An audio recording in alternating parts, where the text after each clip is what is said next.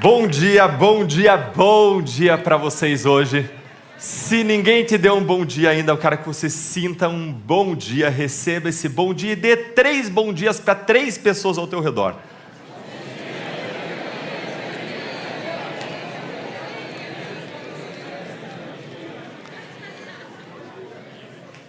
Meu irmão, agora para tudo que você está fazendo, porque Deus vai transformar a tua vida hoje. Amém? Diz para a pessoa do teu lado, Deus vai transformar a sua vida hoje. Amém? Obrigado, pastor Eibe, pelo convite, pela honra de estar aqui. Um privilégio, vocês talvez nem todo mundo saiba, mas vocês têm o privilégio de ter um pastor que é amado e reconhecido por toda a liderança cristã séria do Brasil. É uma honra para mim estar aqui na Igreja da Paz mais uma vez. Obrigado pelo convite, Ricardo, Roberto, Dongley. Eu, como cristão, eu sou um admirador do trabalho que vocês fazem, com excelência nessa área de influência que é os negócios. Isso serve de inspiração na minha vida para que eu possa fazer a mesma coisa na área da minha vocação. Obrigado, Amanda. Cadê a Amanda? Amanda, obrigado também, eu sei. Amanda, obrigado pela esposa do Roberto. Me perdoa, não recordo o nome agora.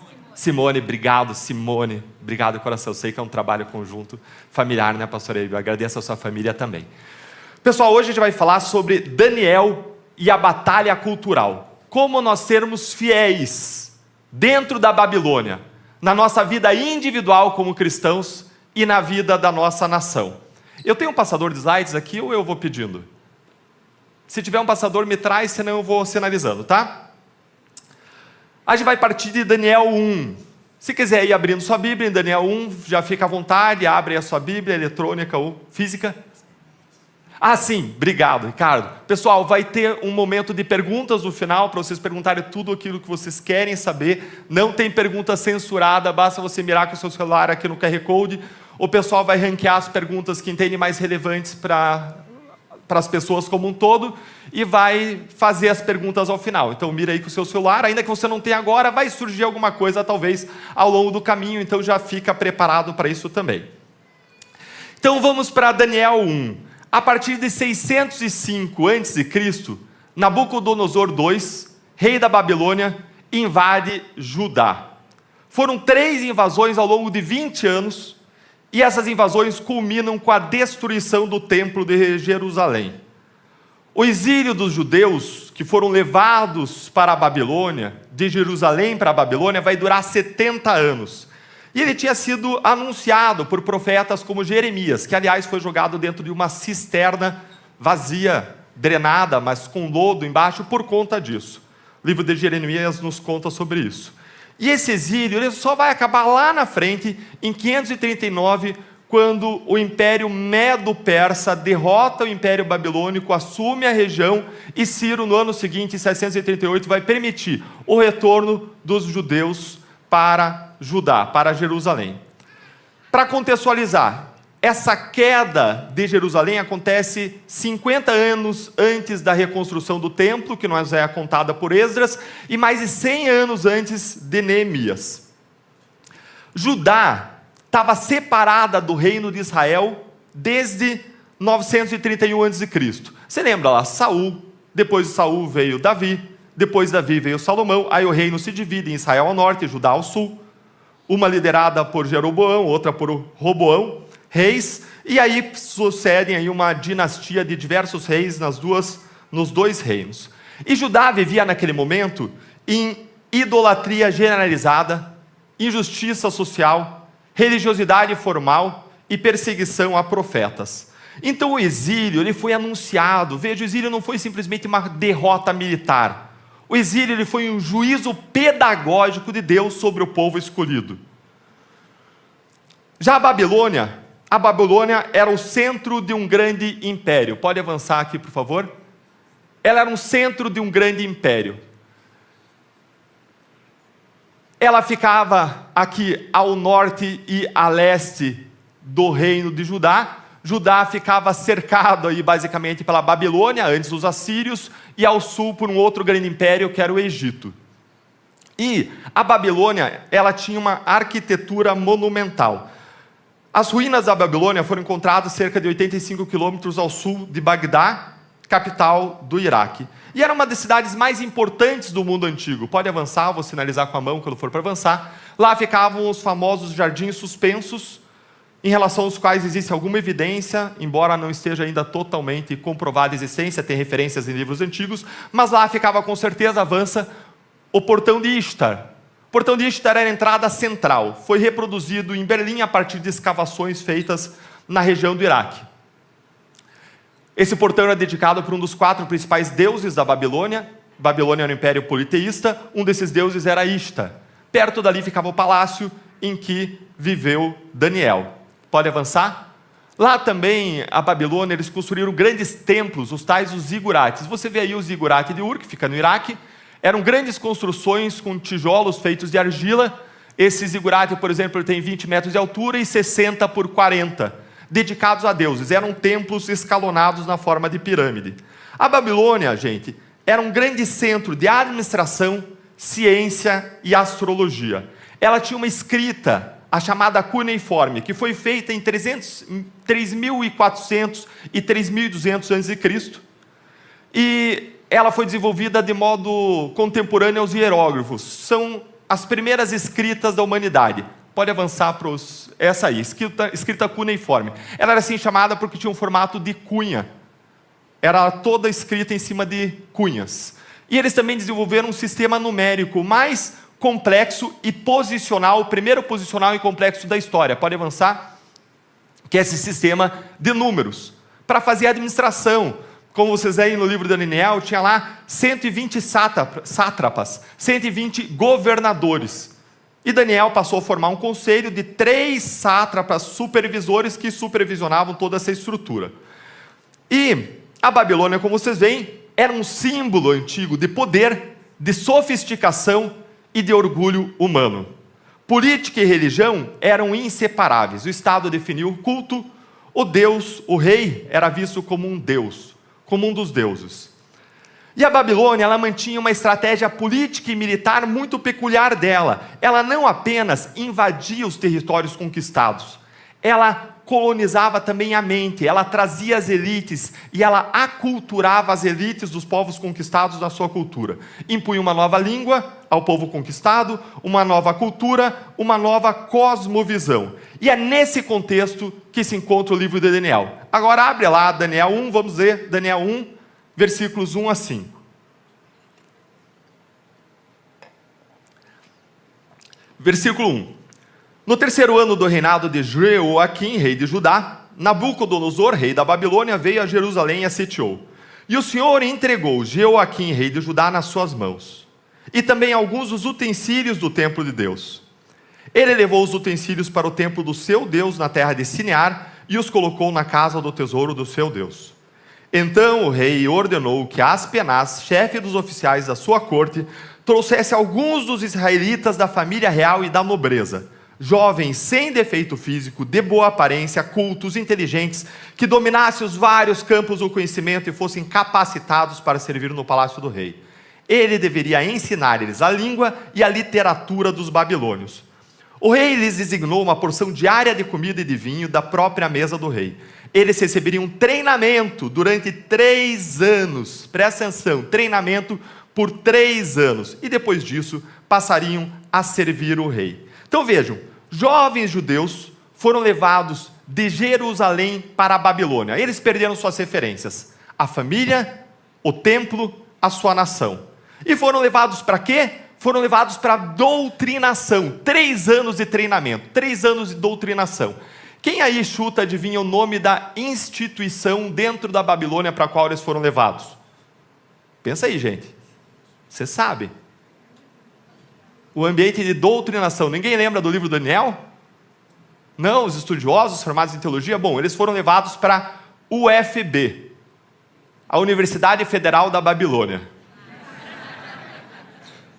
Só pode ser, né? Doutrinação e cultura pagã não podia ser em outro lugar, concordam?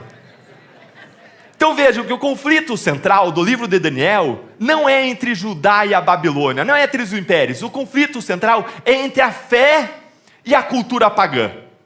E isso é o que se aplica para a nossa vida hoje de forma mais forte. É o conflito entre a fé e a cultura dominante. É um livro sobre santidade sem isolamento. Os nossos jovens na faculdade.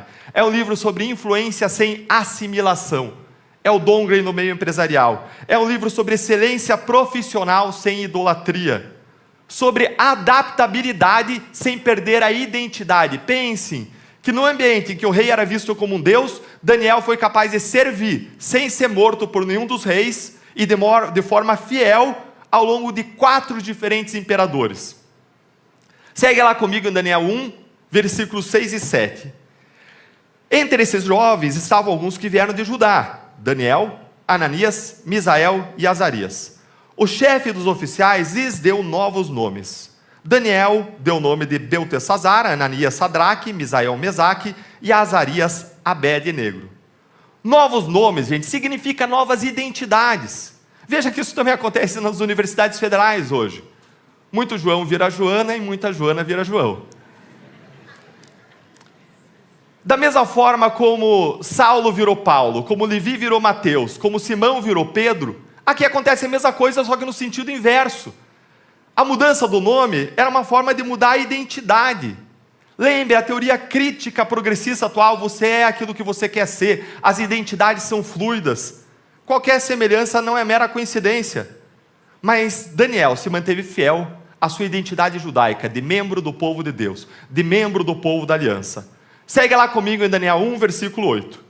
Daniel, contudo, decidiu não se tornar impuro com a comida e com o vinho do rei, e pediu ao chefe dos oficiais permissão para se abster deles. Avança aí um slide, por favor.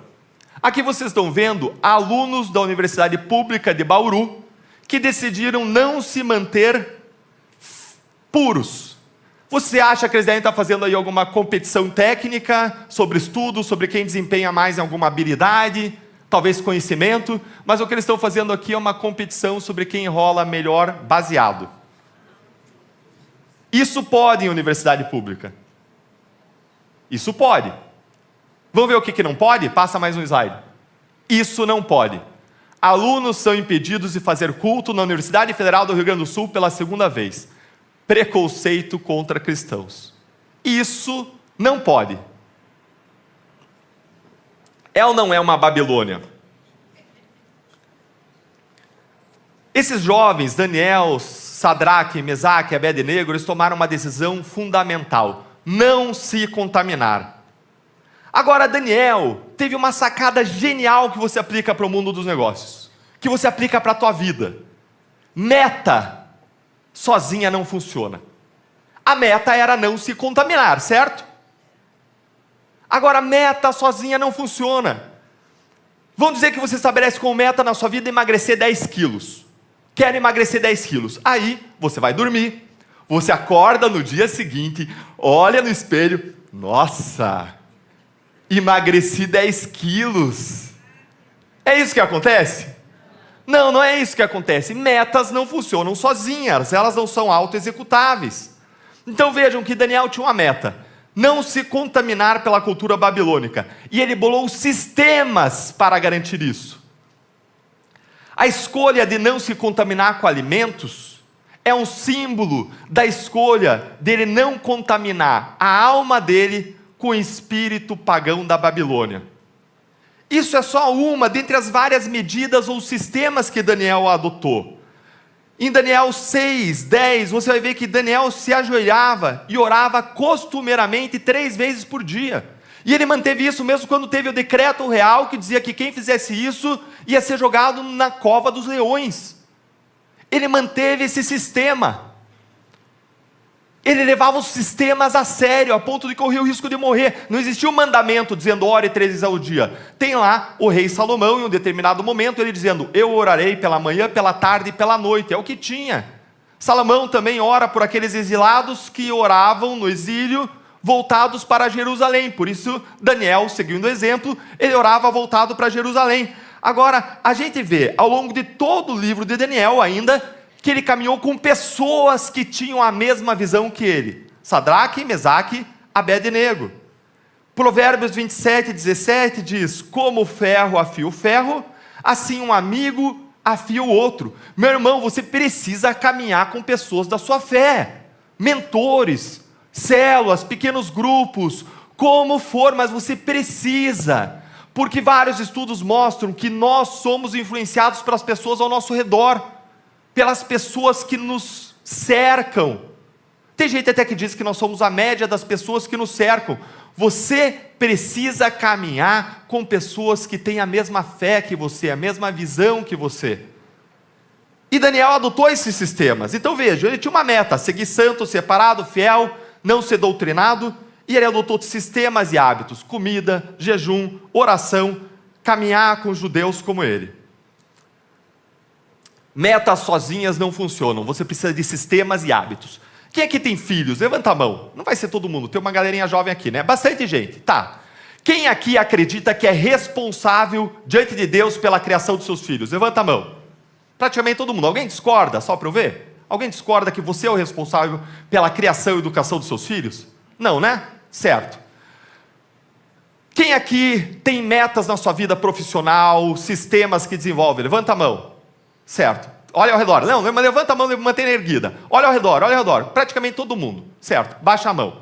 Agora, quem aqui que tem filhos, que investe 30 minutos por semana com seus filhos para mentoreá-los, para acompanhar as disciplinas espirituais e intelectuais, o que a escola está ensinando, para caminhar junto com eles com o investimento de um tempo intencional? Levanta a mão agora. Olha ao redor. Você vê a diferença? Consegue perceber a diferença? Todos nós temos isso como meta, mas nós não estabelecemos sistemas aptos a alcançar isso. E quando você estabelece sistema, é como uma empresa. Quando eu perguntei aqui quem faz na vida profissional, quase todo mundo. Quando eu pergunto quem faz na vida familiar, quase pouca gente, muito menos gente, 1/10 talvez das pessoas. E aí eu pergunto para vocês, o que é mais importante para vocês? A sua profissão ou a sua família? Faz sentido? Quem é legendário aí? AU? Olha só, hein? Eu fui fazer o acampamento dos legendários há 3 anos, 4 anos atrás. Sou legendário 41.600, eu acho, 40.600. E lá é um lugar que você vai ter uma grande transformação ou menor, a depender do nível de maturidade que você está na tua jornada com Deus. E também depende das decisões que você toma e de como você lida com aquele momento. Eu tomei como um momento de dedicação intensa a Deus, e lá eu tomei uma decisão que eu carrego até hoje. A decisão foi não delegar a criação dos meus filhos, nem para a escola, nem para a igreja. Aí, eles vão para a escola sim, eles vão para a igreja sim, mas a responsabilidade é minha. Todo domingo, desde então, eu invisto tempo intencional com os meus 2 filhos mais velhos. A menor ainda tem 7 anos, ela ainda não lê, eu estou esperando um pouco mais, mas com os meus 2 filhos mais velhos, de 12 e de 10 anos, eu invisto tempo intencional, e eu reviso as disciplinas diárias que eu atribuí para eles. Todo dia eles têm tempo de devocional, todo dia eles têm um tempo de leitura de uma literatura laica, todo dia eles leem a Bíblia, todo dia, além da literatura cultural, eles leem também um livro de desenvolvimento pessoal ou cristão. Eles têm um tempo de estudo em inglês, eles têm umas rotinas, e eu olho para o cumprimento diário dessas rotinas deles ao longo da semana. Eu invisto tempo nisso. Dentre os livros, por exemplo, que o Thomas leu, ele já leu todos os livros de negociação da escola de Harvard. Como chegar ao sim, como passar do não, como ter conversas difíceis. Uma época, por conta dessas conversas, ele estava tendo dúvidas sobre a existência de Deus. E ele leu o livro Mais que um Carpinteiro. Ele leu o livro Vida com Propósitos. Ele leu o livro Garra, leu o livro Mindset.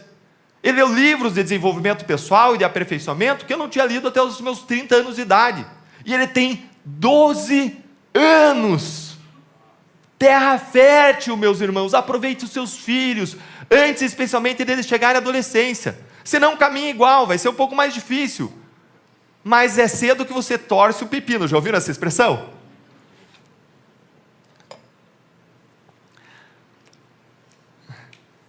Se você valoriza, se você ama os seus filhos, caminhe com eles, separe tempo, invista na vida deles.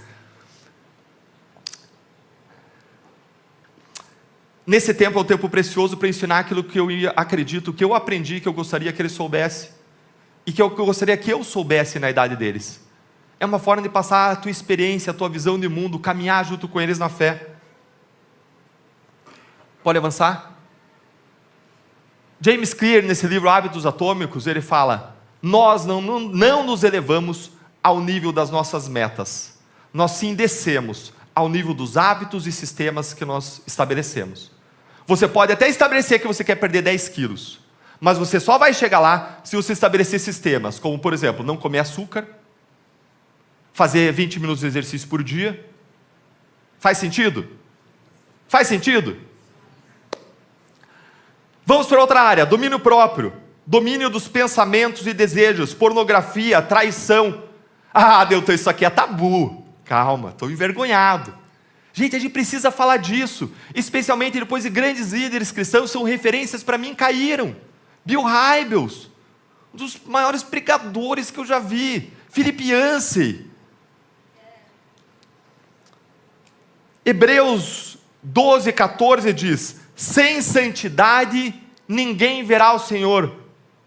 Sem santidade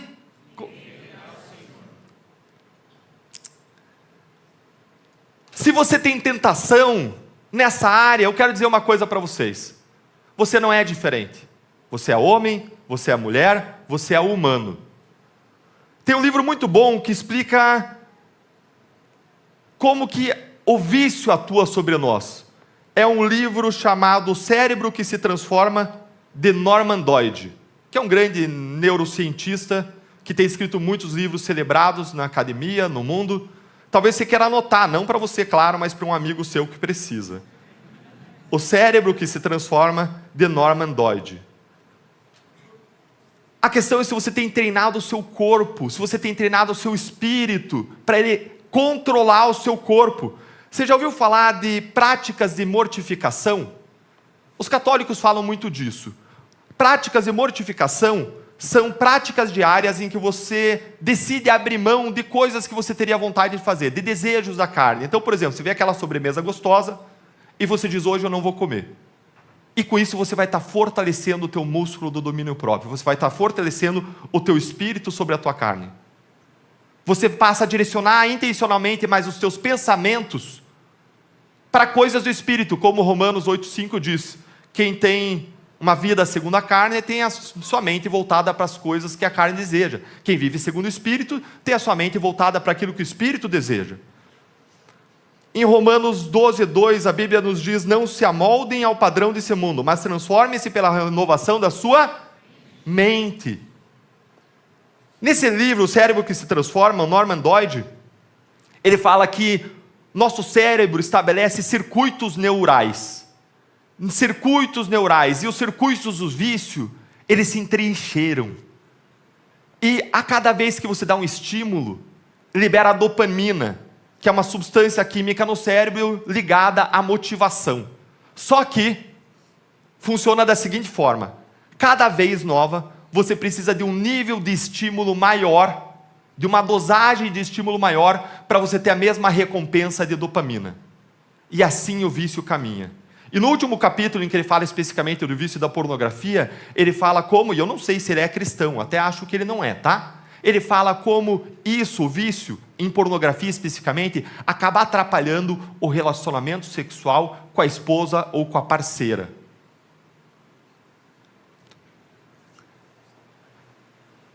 E ele fala o seguinte, que o cérebro, embora ele faça circuitos neurais que se entrincheiram, ele é plástico. É plástico de uma maneira que você não tem ideia que ele é plástico. Algumas pessoas, e ele fala de vários experimentos ao longo do livro, algumas pessoas que tiveram, por exemplo, paralisia num lado do corpo e só conseguem mexer o outro lado do corpo, eles passaram a fazer alguns testes, e um dos testes era paralisar o lado do corpo ativo. E o que aconteceu foi que o cérebro encontrou novos caminhos e voltou a desenvolver o lado inativo. Ou seja, o cérebro ele pode se reprogramar. Não é fácil, especialmente quando você está falando de circuitos neurais de vício. Você tende a cair no sulco, mas é possível. É possível. E vejam que coincidência. Romanos 12:2, não se amoldem ao padrão desse mundo, mas transformem-se pela renovação da sua mente. Domínio sobre o corpo. Sem domínio sobre o corpo, você não vai agradar a Deus. Faça jejum, meu irmão. Faça jejum, você vai estar fortalecendo o teu espírito sobre o corpo. Lembra das tentações de Jesus no deserto, antes do ministério público de Jesus? Lembra qual era a primeira? Transforme essas pedras em pães. Vocês lembram? Não só de pão viverá o homem, mas de toda a palavra de Deus. Domínio do espírito sobre o corpo. Para você servir, nós precisamos estar testados e aprovados em domínio próprio. Tudo que a gente está falando também vale para a saúde. Quem aqui daria a vida pelo seu filho? Levanta a mão. Certo. Quem aqui quer viver o máximo para servir a Deus? Como diz a parábola dos talentos. Usar os seus talentos ao máximo para servir a Deus, certo? Agora deixa eu fazer uma pergunta. Quem aqui faz exercício físico regularmente? Levanta a mão. Certo. Menos tempo. Já conseguiu conectar? Conseguiram conectar? Se você daria a vida pelos seus filhos. Eu não gosto muito de atividade física. Eu gosto de esporte, mas eu não gosto de ir lá e quando eu não tenho uma atividade desportiva, eu ficar 20 minutos na esteira. Eu pareço aquele ratinho naquelas bolas, sabe? Assim que eu me sinto, eu não gosto. Mas quando eu entendi que amar o meu filho a ponto de dar a vida é eu me obrigar a fazer atividade física para que ele possa ter um pai até os 20 anos de idade, eu mudei minha atitude, eu mudei minha decisão e eu mudei meu procedimento. Quando eu entendi que a melhor forma de servir a Deus, fazer o melhor, trabalhar com excelência, é estender os meus anos sobre a terra, porque eu vou ter um conhecimento acumulado, uma sabedoria acumulada, uma experiência acumulada, que vai me permitir servir mais e melhor, em vez de eu ter um ataque cardíaco precipitado aos 50 anos, eu entendi que fazer o melhor com os talentos que Deus colocou na minha mão, é cuidar da minha saúde, é fazer atividade física diária. Sistemas, hoje eu faço 20 minutos de atividade física diária. Eu não tenho 1 hora, mas 20 minutos eu tenho. Você tem 20 minutos? Quem diz aqui, eu tenho 20 minutos? 20 minutos? Você pode não ter 1 hora, 2 horas, mas 20 minutos você tem, faz em casa. Eu faço 20 minutos e 100 flexões. Quais são os sistemas que você tem estabelecido para alcançar excelência nas várias áreas da sua vida? Quais são?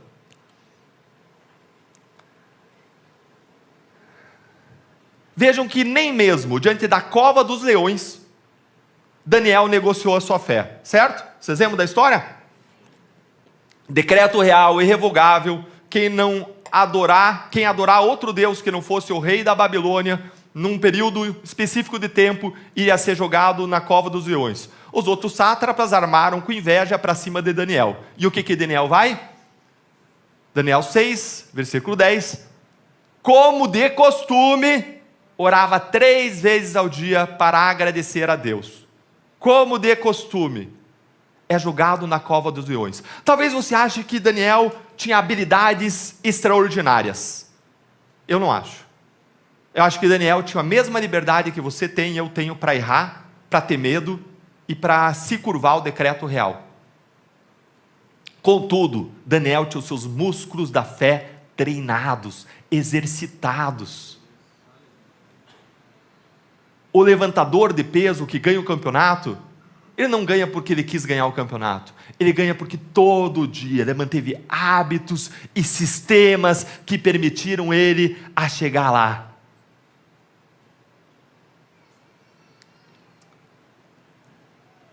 Daniel tinha hábitos e sistemas fortes, tinha um espírito forte, que permitiu ele se manter fiel, mesmo diante do desafio. Lembrem que fé tem 2 aspectos, e se você fizer um estudo sobre a fé, no Novo e no Antigo Testamento, você vai ver isso. A fé, ela tem 2 dimensões, uma é a dimensão que muitas vezes é aquela que a gente mais pensa, de acreditar, de confiar, não é? É muito clara essa nos milagres de Jesus, mas a fé, ela tem uma outra dimensão, da fidelidade, da aliança. A raiz da palavra fé, no aramaico, no grego, no hebraico, aramaico, hebraico e depois grego, no Novo Testamento, a raiz tem a ver com fidelidade. Fidelidade. Você quer ter fé? Não é só confiar, é ser fiel, é manter aliança. E a santidade interior, por isso a gente fala de vício e pornografia, a santidade interior, ela é uma evidência da autenticidade da nossa aliança com Deus, porque é quando ninguém está vendo, É quando eu não preciso prestar contas para ninguém. É quando eu não estou lá no mundo empresarial com as pessoas olhando. É lá que eu evidencio onde que está o meu coração. É eu e Deus. E eu não estou exigindo de você perfeição. Nós não somos e não seremos perfeitos. Eu estou exigindo santificação, que é um processo que começa no dia da sua conversão. Conversão porque você muda de direção. Você se arrepende da sua vida anterior. Você muda de direção. E aí começa um processo de santificação que leva uma vida para acontecer. Uma busca de excelência nas várias áreas, inclusive da santidade. Porque sem santidade você não verá a Deus. E às vezes você está aí dizendo: Deus, eu sou aqui uma lagarta. Deus, me deixa ser uma borboleta. Eu quero ser uma borboleta, quero ser frondoso, quero alcançar as bênçãos do Senhor. E você diz: Deus, me dá um milagre. Mas Deus está lá em cima dizendo: eu quero esse milagre na sua vida. Mas você não precisa do extraordinário, você precisa de um processo. Você não precisa de um milagre para essa transformação. Você precisa passar por um casulo. Você precisa passar por uma transformação. Você precisa de santificação, de sistemas de excelência. Craig Groeschel é um grande líder cristão. Talvez vocês sigam o podcast dele de leadership. É o melhor do mundo. Ele fala que ele adota um novo hábito por ano da vida dele. Pouco, né? Um novo hábito. Só que faz 20 anos. 20 hábitos novos, 20 sistemas. Imagina o quanto isso não revoluciona a vida. Não comece grande com os sistemas que vão ser um peso demasiado na sua vida. Comece com pequenos hábitos. Pequenos hábitos. Você tem desenvolvido sistemas ou só metas? Talvez o que você precise hoje seja tomar uma decisão sobre um sistema que você vai estabelecer. Disciplinas espirituais, por incrível que pareça, quando a gente faz pesquisa em igrejas, a maior parte das pessoas que estão sentadas hoje no banco, elas provavelmente não mantêm disciplinas espirituais diárias. Disciplinas de santificação, relacionamento com os pais. Você manda uma mensagenzinha para o seu pai, para sua mãe. Seu pai ou a mãe faleceu, para aquele que está em luto, todo dia. Uma mensagenzinha toma segundos da sua vida. Sua esposa, seu marido, você tem preparado o ambiente para que ele possa ter um ambiente mais favorável para ele se realizar, para ele alcançar todo o seu potencial. Filhos, evangelização, servir a comunidade, na esfera intelectual, você tem se preparado e estudado para você fazer o seu melhor? Trabalho, área financeira. Ah, Deltan, mas eu não tenho tempo para tudo isso. Tem sim. Tem sim. Meus sistemas demoram 2 horas no começo do meu dia. E se você não tem, talvez você precise de um caderninho preto. Meus sistemas duram 2 horas no começo do meu dia. Eu começo com disciplinas espirituais. Esse é o mínimo que eu vou fazer. 5 minutos de exame de consciência. Essa é uma prática que eu herdei dos católicos. Tem algumas coisas muito boas para os católicos para a gente aprender. Exame de consciência, olha uma coisa que eu fiz ruim, uma coisa que eu fiz bem, boa, e uma coisa que eu quero melhorar. E eu anoto. E aí eu vou para a tabelinha que eu faço, é uma tabelinha assim, nesse formato. Talvez a sua tabela vá ter menos colunas, espero que tenha menos no começo. Nas linhas tem o dia, nas colunas são os sistemas que eu estabeleci na minha vida. E eu começo então com as minhas práticas devocionais, 5 minutos de exame de consciência, 5 minutos de oração, 5 minutos de leitura bíblica, 10 minutos de leitura espiritual, 25 minutos. Em seguida, eu vou para 1 hora de leitura, dá 1h30. Em seguida, eu vou para 20 minutos de atividade física e minhas 100 flexões, dá 2 horas. 2 horas para eu já avançar em várias áreas da minha vida. E tem outros sistemas, quando estou fazendo checklist, eu tenho ali algumas coisas pessoais minhas, de relacionamentos que eu quero cultivar. Eu já tive de área de negócios, de área profissional. Tem um ministério aqui que está aqui, que é o Cristãos para o Bem Comum, vou mencionar para vocês depois, e eu faço um check se eu fiz alguma coisa dessa. Outra coisa, se eu conseguir passar valores e ser inspiração para as pessoas nas minhas redes sociais. Poucos políticos fazem isso, na verdade eu não sei um outro que faça, mas se entrar no meu Instagram, todo dia vai ter um post de inspiração, normalmente acompanhado com um versículo. Porque a minha atividade profissional é a minha vocação. Eu não estou lá para conseguir um cargo, eu estou lá para trazer uma transformação, para inspirar, para ser sal, para ser luz. Então eu vou marcando, vou fazendo um checklist diário. E isso permite eu acompanhar as minhas atividades. E veja, você não precisa, meu irmão, de consistência de 100%. Você precisa só de um alto nível de consistência. E se eu não marquei um check, em 3 dias eu olho para aquilo e estou caindo em consistência nisso. E eu passo a focar naquilo. Consegue entender? Todos nós queremos uma vida melhor, mas vários de nós não nos dispomos a tomar a decisão e pagar o preço para isso. 2 horas por dia no começo do seu dia, acorda mais cedo. Isso vai revolucionar a sua vida. Se eu tirar 1 hora de leitura que eu faço, se para você não for algo pertinente, muda para 1 hora. A gente ainda não acabou, eu quero falar sobre a nossa dimensão coletiva de Daniel no coração da Babilônia, a gente na sociedade. Quero falar um pouco do quanto nós estamos parecidos com a Babilônia, mas eu quero fazer um exercício com você. Feche os seus olhos aí. Feche os seus olhos. Eu quero que você tenha aí uma visão de futuro em atitude de oração. É você e Deus. Em atitude de oração, qual é a meta que Deus está colocando no seu coração? Eu quero que você se concentre nela. Uma meta. Uma coisa que você quer alcançar. Um nível mais profundo de relacionamento com Deus. Um relacionamento mais saudável com a sua esposa, com o seu marido. Criar os seus filhos aos pés da cruz. Educá-los adequadamente, com excelência. Prosperidade. Deus pode ser ganhar dinheiro com uma visão de reino numa empresa? Pode, meu irmão, o que você quiser. Se veja lá, agora se veja lá no futuro, você alcançando essa meta. Veja como você está, veja a tua roupa, veja o teu sorriso no rosto, veja você com a tua esposa ou com os teus filhos, dentro daquela meta que você busca realizar, daquilo que você quer. Olha o ambiente, olha como está, olha a tua satisfação.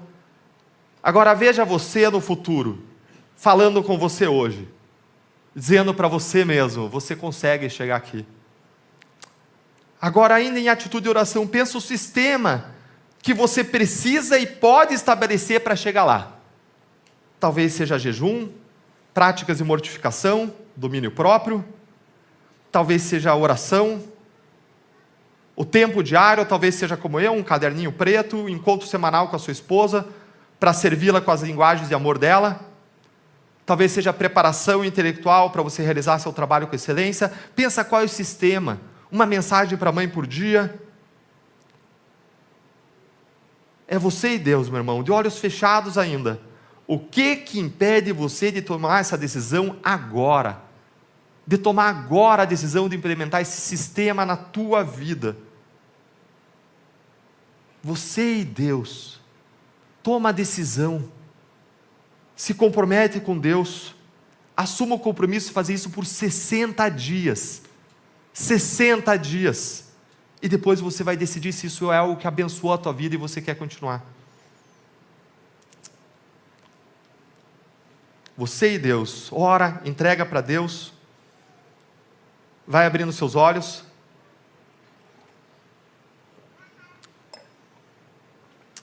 Eu quero que você converse em 2, em 3, como vocês acharem melhor aí na configuração, porque vai ser difícil mexer cadeira, mas 2, 3 ou 4. Queria que vocês conversassem uns minutinhos para compartilhar, se você se sentir confortável, a decisão que você tomou. Qual foi a decisão, qual é a meta e qual é o sistema? Pode ser simplesmente santidade, adotar, né? Vocês tomam cuidado aí com o que vocês vão abrir da intimidade de vocês, mas uns minutinhos aí para vocês conversarem e compartilharem.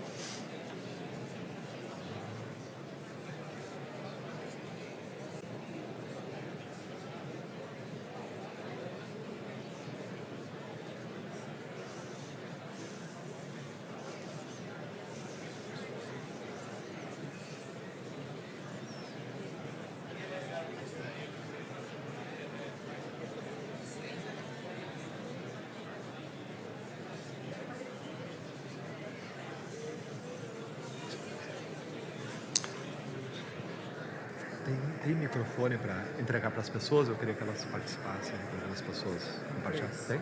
Boa. Se puder colocar um pessoal com microfone para entregar para quem levantar a mão. Tá.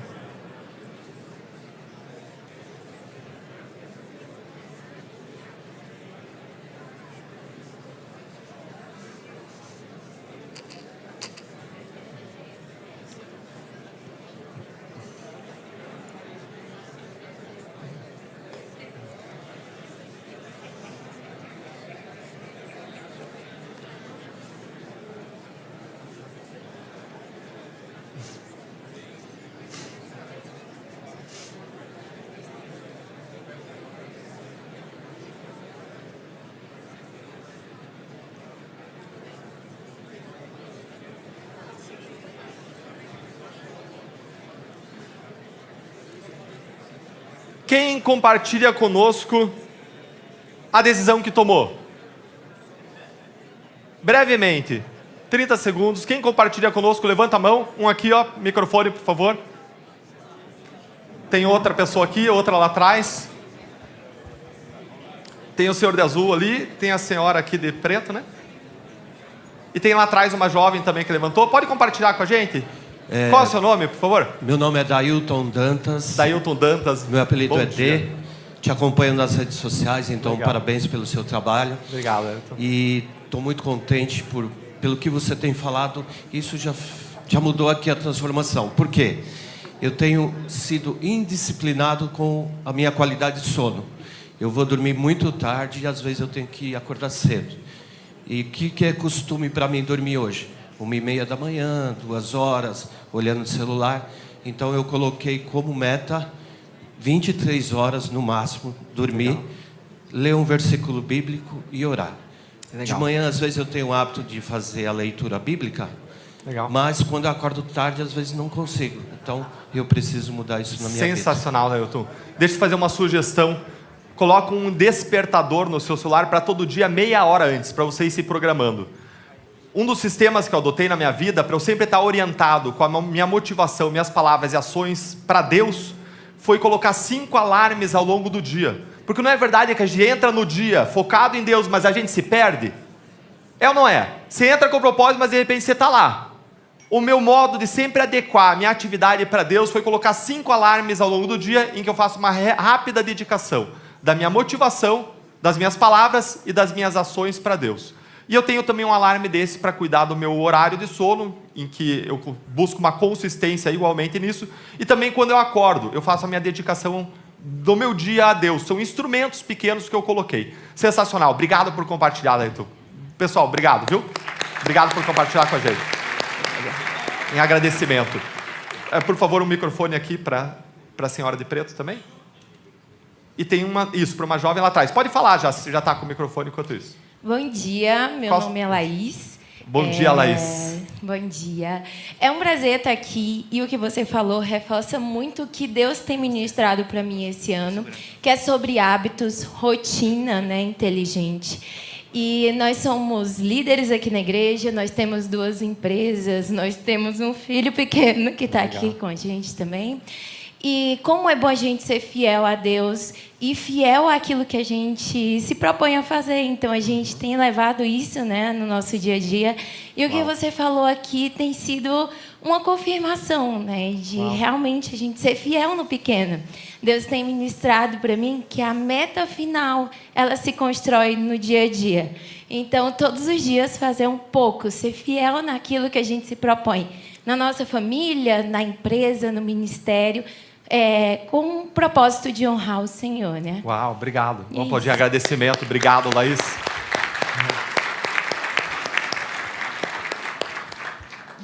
Bom dia a todos. Bom Meu dia. nome é Silvana Bach. Bom dia, Silvana. Sou advogada há 30 anos, né? E durante esse processo como advogada, eu fiz o livro Preto Financeiro, diria o azul, créditos, resultados a serem entregados, contratações de prestação de serviço para empresas. E durante todo esse processo, eu me perdi. Me perdi porque eu entreguei mais para os outros e não olhei para mim. Fui busquei várias vezes terapia, profissionais, mas chega um momento que não é o profissional que vai te falar, é você e Deus. Então, assim, diante disso, eu conquistei tudo que um advogado da minha origem, da minha classe, da onde você chegou, poderia ter conquistado, não poderia ser menos. Sempre tive na presença de Deus, tive falhas, tive erros, tive que mentir para defender clientes, porque faz parte do judiciário, faz parte de você poder sobreviver. Mas hoje eu cheguei a um ponto, aos 56 anos, na próxima sexta-feira, que eu vejo que eu preciso de um livro preto para a minha vida, para a minha essência. Porque nesse projeto do jurídico, algumas coisas fez eu me perder e também me abandonar. Passei por cirurgias, fui ao leito quase da morte, assumi cargos. E hoje eu me vejo que eu me importei mais em dedicar à sociedade, às pessoas, e me abandonei. Então, é isso que eu estou aprendendo. É ter esse livro e fazer diariamente. Uau. O que eu quero para mim até chegar à minha partida. Uau, obrigado. Obrigado por compartilhar. Obrigado. Alguém aqui desse lado quer compartilhar? Aqui, essa senhora. Olá. Bacana. Bom dia, graça e paz. Estou muito feliz de estar aqui. Eu sou artista plástica do Reino de Deus, faço a Árvore da Amém. Vida. E eu identifiquei um medo de não avançar. E isso me faz procrastinar muito na minha vida. E ontem eu falei para mim, né, Drica, vamos parar com isso? Peguei a agenda, Legal. comprei uma agenda e comecei a colocar, né, das 6 da manhã às 7, oração, 7 às 8, leitura, exercício. Legal. Nossa, uau. Então, assim, eu comecei ontem e isso para mim aqui está sendo muito valioso, Legal. porque eu nunca fiz por medo, por procrastinar, por falta de identidade, né? Então, tenho buscado aqui e muito obrigada. Eu te trouxe um presente para você, uma das obras de arte minha. Nossa, Depois que eu honra. te entrego. Poxa, obrigado. No final eu te entrego. Obrigada Obrigado. por me ouvirem. Estou muito grata por essa igreja. Eu comecei agora. Ah, que legal. Estou muito feliz aqui por Que tudo legal. que eu estou sendo Legal. acolhida. Aqui tem muito amor, conteúdo, estudo. Então, eu estou muito, muito feliz aqui. Muito obrigada. Eu que agradeço. Qual é o seu nome mesmo? Eu sou a Drica Queiroz. Drica. Obrigado, Drica. Obrigado por compartilhar. Bacana. Uau. Legal. Legal. Aqui tem mais uma pessoa e aí a gente encerra esse momento.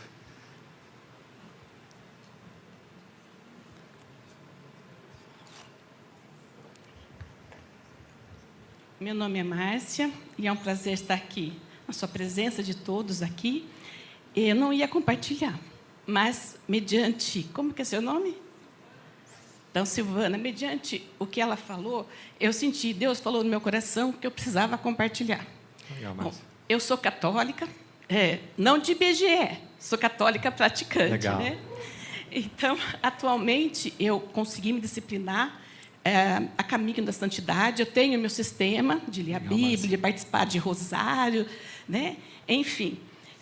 E hoje eu estou tentando, e vou conseguir levar minha filha e meu marido para esse caminho também, para esse sistema Legal. da parte da santidade. Eles já estão no caminho, Legal, mas Márcia. precisa exercitar mais. Mas o que eu queria falar para você, compartilhar com você, é uma experiência que eu tive também. Como eu sou de família muito católica, e eu aprendi muito com meus pais, o servir. Mas o servir muito, sabe? Sempre pensando nos outros em detrimento à minha pessoa, né? Então, sempre eu procurei ajudar muito as pessoas. E quando a gente faz isso, a gente adoece. Né? Então, quando eu vendi... Eu trabalhei 33 anos em empresa multinacional automotiva. Sou desde a época do Telex. E a automotiva é muito machista, né? Então, assim... E eu me dediquei muito para provar que eu sempre fui competente sem me corromper. E eu me aposentei aos 50 anos. E meu médico disse, faça terapia, porque você está a 200 por hora e você vai para zero, praticamente, para parar. E, na terapia, eu descobri uma coisa que eu gostaria de compartilhar com você. A minha terapeuta falou assim, depois de um tempo, ela disse assim, nossa, Márcia, eu vejo que você é muito religiosa, né? E você sabe quais são os 2 mandamentos, né? Falei, sim, amar a Deus sobre todas as coisas e o próximo como a ti mesmo. Então, pois é. você pratica muito bem o primeiro, mas o segundo não. Eu falei, Uau. nossa, me deu um choque, porque como assim? Eu sempre ajudei as pessoas. Ela falou assim, mas é aí que está o problema. Você pratica o segundo mandamento até a primeira parte. Amar ao próximo. Onde está o a ti mesmo? Uau. Isso eu trago para a vida. Então, por isso que tocou meu coração para falar para você. Porque ela concluiu assim, se você continuar da forma como você está, não pensar primeiro em você, se amar primeiro e depois ajudar os outros, você daqui a pouco não vai conseguir nem ajudar os outros, porque você vai estar aos cacos. E cacos ninguém quer.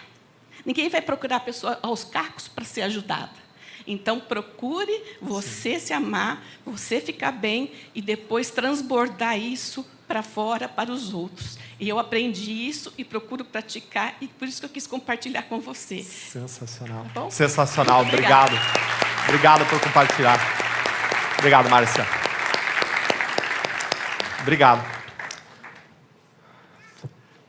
Quem vai levar alguma coisa daqui para a semana e para a vida? Levanta a mão. Excelente, bastante gente. Vamos seguir, pessoal. Abre lá ainda em Daniel, capítulo 1, agora vamos para o versículo 17 a 20. A gente vai para a segunda parte da nossa conversa, que vai ser mais breve, sobre o impacto nosso na nação. Versículo 17. A esses 4 jovens, Deus deu sabedoria e inteligência para conhecerem todos os aspectos da cultura e da ciência. E Daniel, além disso, sabia interpretar todo tipo de visão e sonhos. Versículo 18. Ao final do tempo estabelecido pelo rei para que os jovens fossem trazidos à sua presença, o chefe dos oficiais os apresentou a Nabucodonosor. Versículo 19. O rei conversou com eles e não encontrou ninguém comparável a Daniel, Ananias, Misael e Azarias, de modo que eles passaram a servir o rei. Versículo 20. O rei lhes fez perguntas sobre todos os assuntos nos quais se exigia sabedoria e conhecimento, e descobriu que eles eram 10 vezes mais sábios do que todos os magos e encantadores de todo o seu reino. Presta atenção nas 3 coisas que eles fizeram. Daniel, Sadraque, Mesaque e Abednego. 3 coisas. Primeira, versículo 17. Os 4 não ficaram indiferentes à cultura. Cultura é todo o ambiente que nós estamos. Negócios, economia, política, justiça, conhecimento, ciência, educação, tudo. Não ficaram indiferentes à cultura, eles entraram na cultura, eles não ficaram como sal no pote de sal. Eles salgaram sem perder o sabor, sem perder a separação, sem perder a santidade. Eles entraram na cultura, foram ao mundo para salgar. Segunda coisa que eles fizeram, versículos 19 e 20. Eles influenciaram a política. Era a vocação deles, talvez a sua seja o mundo dos negócios. Adapta para você, eles influenciaram o mundo dos negócios, eles influenciaram a política, as decisões reais como conselheiros do rei. E como que eles faziam isso, Deltan? Que tipo de conselho que eles davam? Se você abrir lá em Daniel 4, 27, olha o conselho que Daniel deu para Beltesazar, o imperador sucessor de Nabucodonosor. Ele disse: renuncia a teus pecados e a tua maldade. Gente, ele está falando isso com o imperador. Conseguiu entender? Renuncia a teus pecados e a tua maldade. Você falaria isso para um chefe teu? Pratica a justiça e tem compaixão dos necessitados. Terceira coisa que eles fizeram, versículo 20. E fizeram isso, que é entrar na cultura e influenciar na política com excelência, 10 vezes melhor do que os sábios do reino. 10 vezes melhor. Pode avançar. Basicamente, eles entraram na cultura, serviram na política, troca a política por ambiente empresarial e fizeram isso com excelência. Agora, aplica isso para a sua vida. Primeiro, você tem que entrar na cultura, nas 7 áreas de influência, ser presença fiel. Isso envolve você entrar no mundo empresarial para salgar como sal. A sua vocação é onde você está. Não é só vocacionado, pastor, missionário. A nossa vocação é o trabalho aonde nós estamos. E nós dedicamos ele a Deus pela nossa motivação, pelas nossas palavras e pelas nossas ações. 2, você vai influenciar empresas, os negócios, decisões empresariais, como Daniel influenciou como governador e como conselheiro do rei. 3, você precisa fazer isso com excelência, ser 10 vezes mais sábio. As pessoas podem falar isso de você? Que você é 10 vezes mais sábio do que os empreendedores em geral? Um funcionário 10 vezes mais sábio? Vejam que Daniel não era apenas espiritualmente preparado. Ele era não apenas santificado, ele era alguém intelectualmente preparado e competente. E aí a gente volta àquela ideia dos sistemas. Se você quer ser preparado e competente, você precisa estar mais preparado. Você tem separado tempo para você se atualizar na sua área? Tem separado tempo para isso? Muito brasileiro não lê, a gente tem uma média muito baixa de leitura, mas para pensar comigo o seguinte: você tem a oportunidade de em uma vida ter a experiência de centenas de vidas.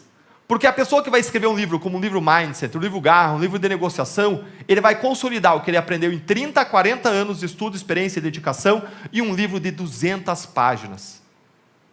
Ah, Deltan, mas eu desisto porque eu tenho mais do que eu quero ler. Gente, começa lendo resumos dos livros do GPT, pede resumo detalhado, capítulo a capítulo. Eu tenho mais livro do que eu quero ler. Eu invisto metade do meu tempo de leitura no GPT, resumindo os livros que eu quero aprender, uma pilha, vou passando, e aí o resto do tempo eu invisto num livro que eu quero me aprofundar e ler capa a capa.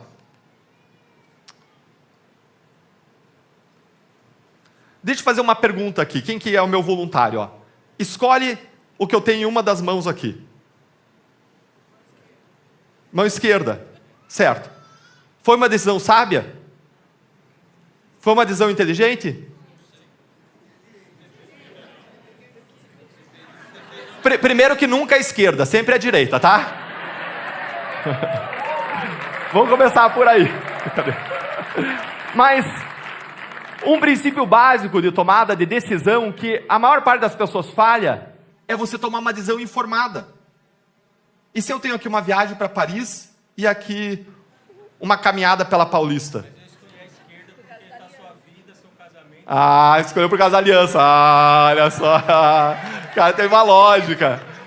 Então, se você quer tomar uma decisão informada, a primeira pergunta que você tem que me fazer é o que tem numa mão, o que tem na outra.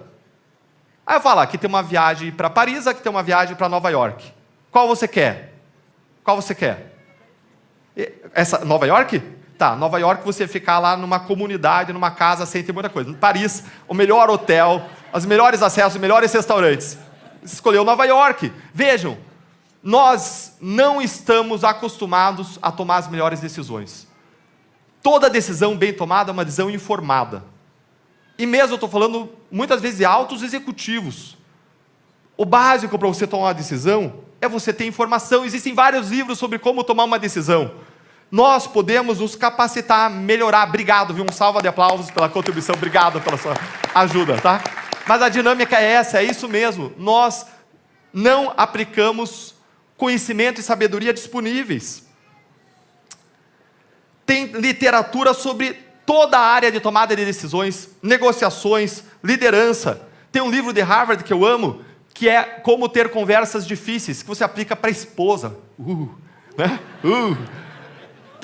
Você aplica para o chefe, aplica para o liderado, aplica para ter uma conversa pastoral.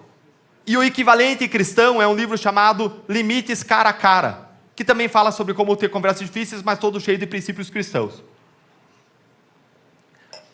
E você vai usar ao longo da sua vida. Tem 2 jeitos de você aprender, meu irmão.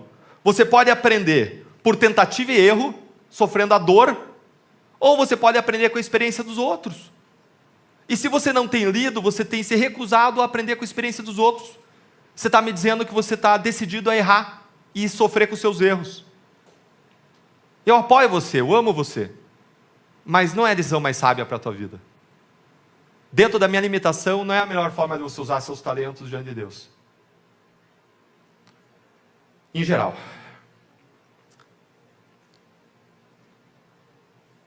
Então, como que eu tomo uma decisão à luz da Bíblia?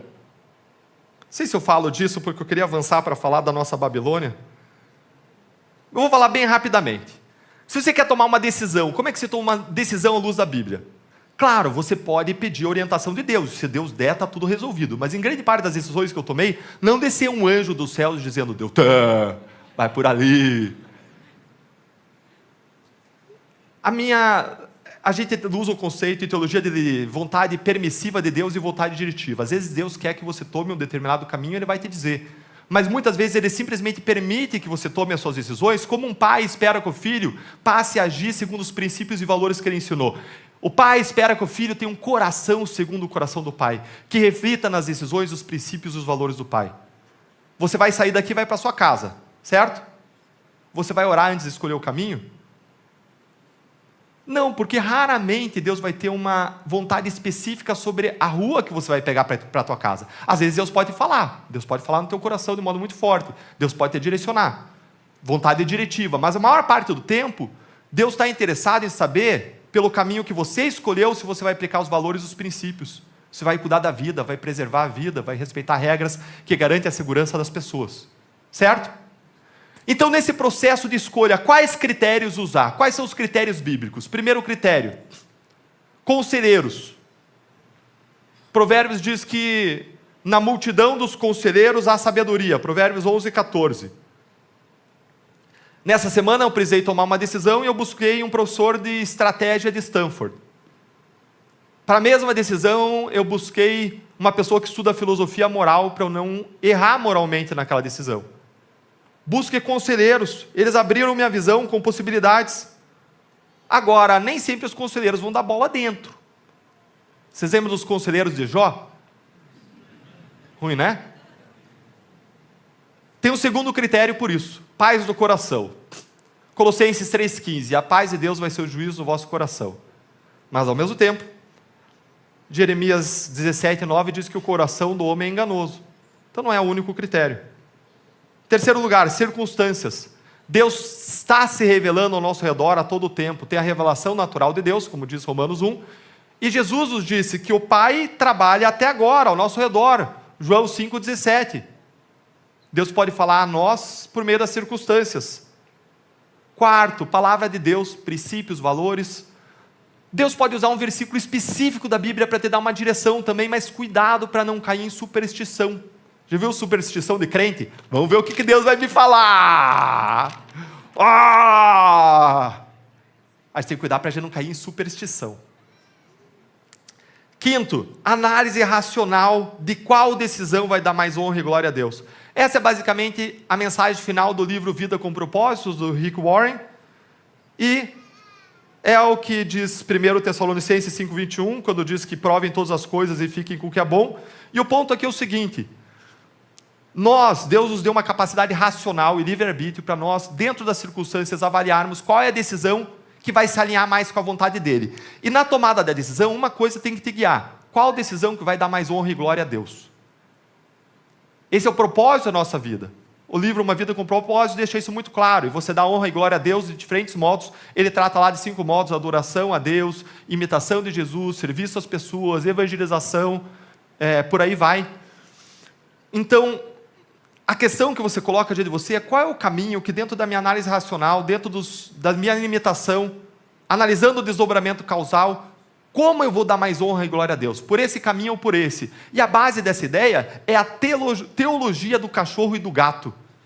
Quem já ouviu aqui da teologia do cachorro e do gato? Não? Quem já ouviu? Uma pessoa ouviu. Tem um livro sobre a teologia do cachorro e do gato. E eu vou resumir para vocês. É o seguinte: o cachorro chega para o dono e diz: você me dá comida, me dá água, me trata bem, me leva no veterinário. Nossa, você deve ser Deus. E o gato chega para o dono e diz: você me dá comida, me dá água, me leva no veterinário, cuida de mim. Nossa, eu devo ser Deus. É ou não é?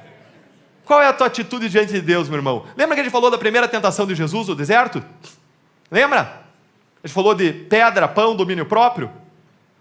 Ao segundo teste de Jesus no deserto, qual foi? O segundo e o terceiro aparecem em ordem invertida em 2 livros da Bíblia. Mas qual foi o teste que foi dado a Jesus quando o diabo leva Jesus à torre do templo e diz: se atire, que os anjos vão lhe pegar. E ele diz: não colocarás à prova o Senhor teu Deus. Esse teste era um teste de identidade. Se você se coloca diante de Deus como Senhor ou como servo. Quando Jesus diz: não coloque à prova o Senhor teu Deus, ele está dizendo basicamente: não sou eu que coloco Deus à prova, meu amigo, é Deus que me coloca à prova. A questão é, você tem comparecido diante de Deus para pedir? Deus é um novo funcionário da sua empresa?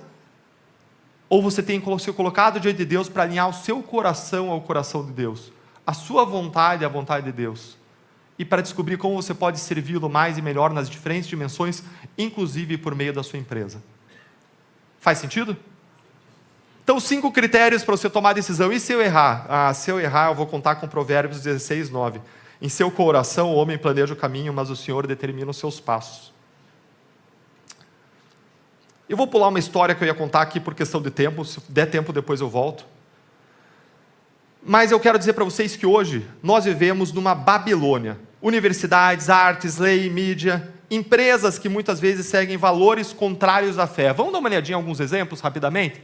Pode passar, eu vou sinalizar com a mão. Destruição da família. Essa ativista LGBT, num vídeo muito famoso na internet, diz: vocês querem destruir a família? Nos pergunta o movimento LGBT. Sim, nós queremos.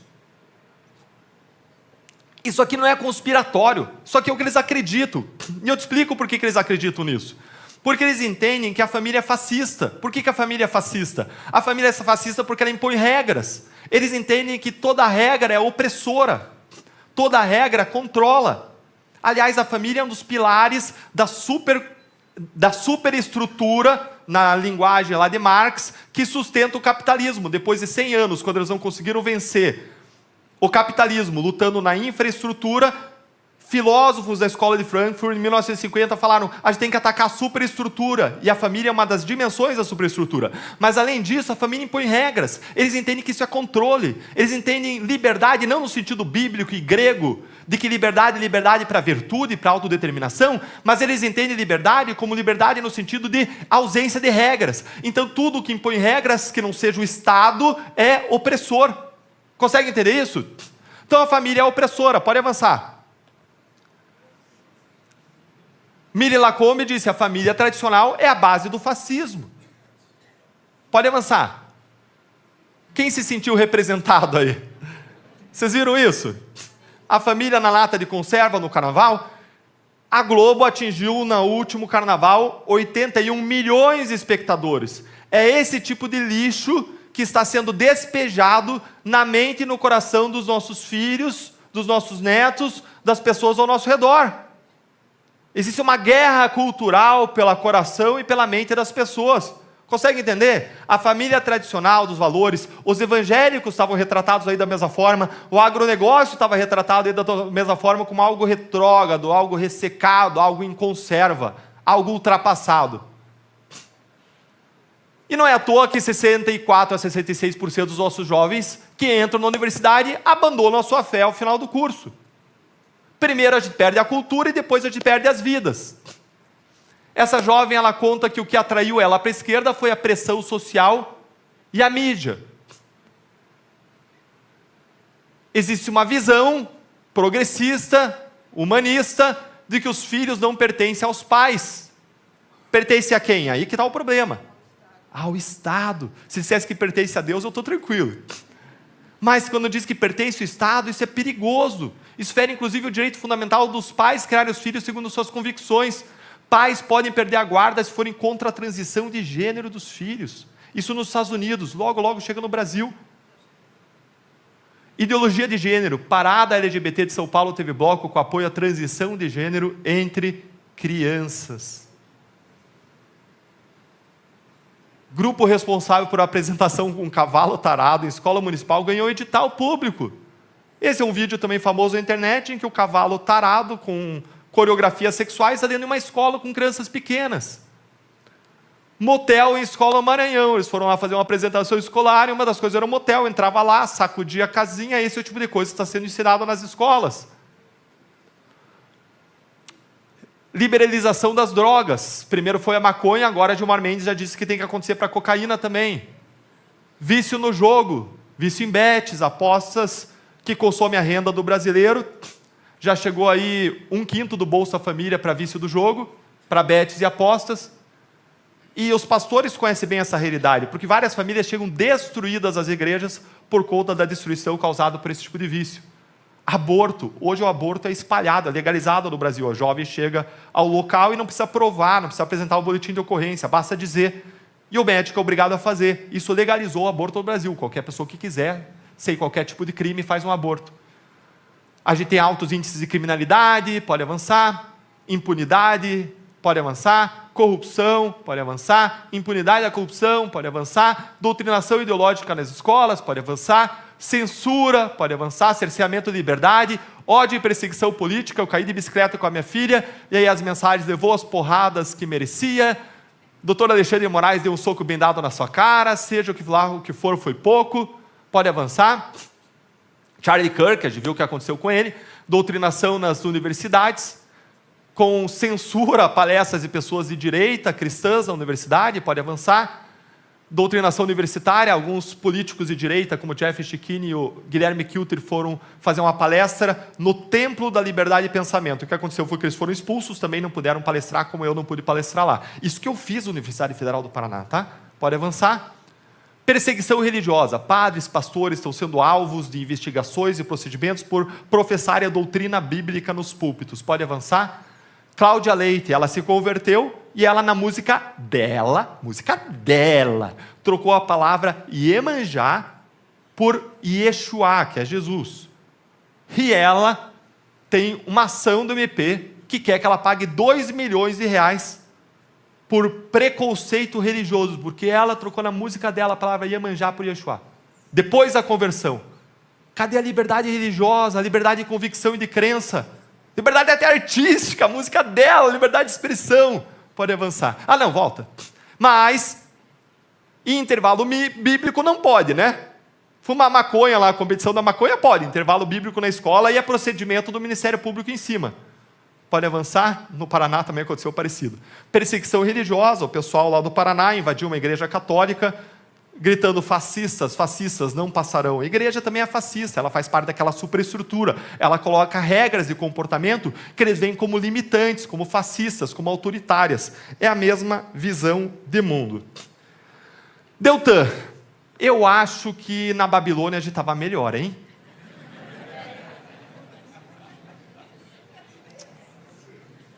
Tudo isso que você viu tem um ponto comum, tem uma raiz comum, que é uma visão de mundo que Francis Schaeffer, no Manifesto Cristão, em 1980, chamou de humanismo hedonista.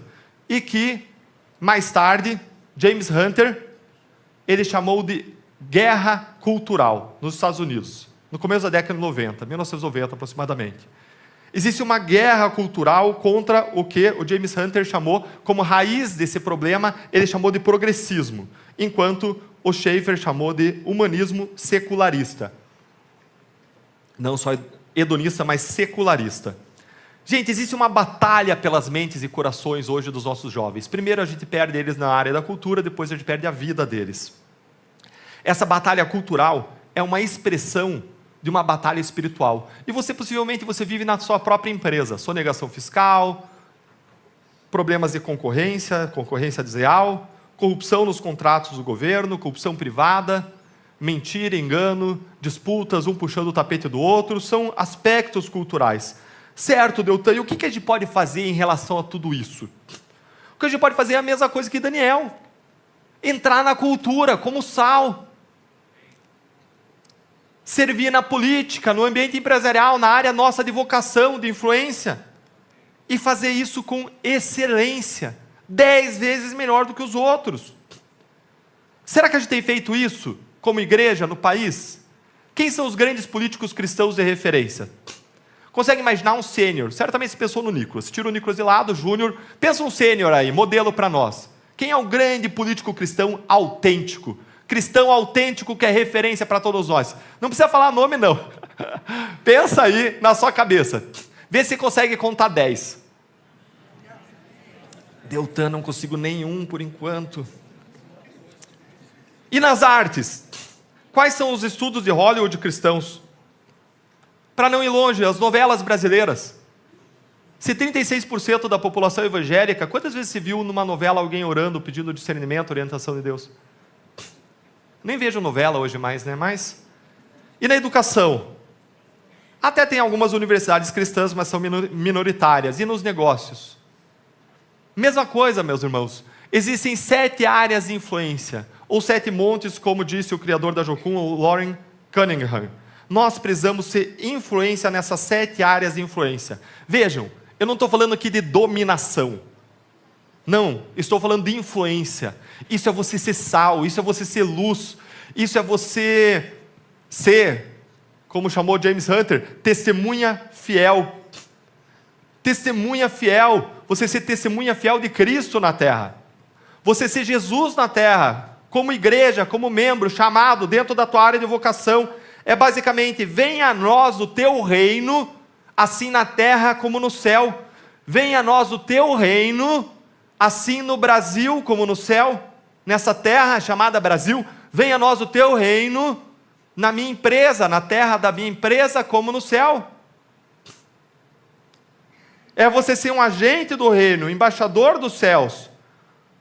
A gente precisa lutar essa guerra cultural não com ódio e com radicalismo, mas com equilíbrio, com verdade, com amor. Isso é o que eu tenho buscado fazer na minha vida, na minha área de vocação, a área de serviço público.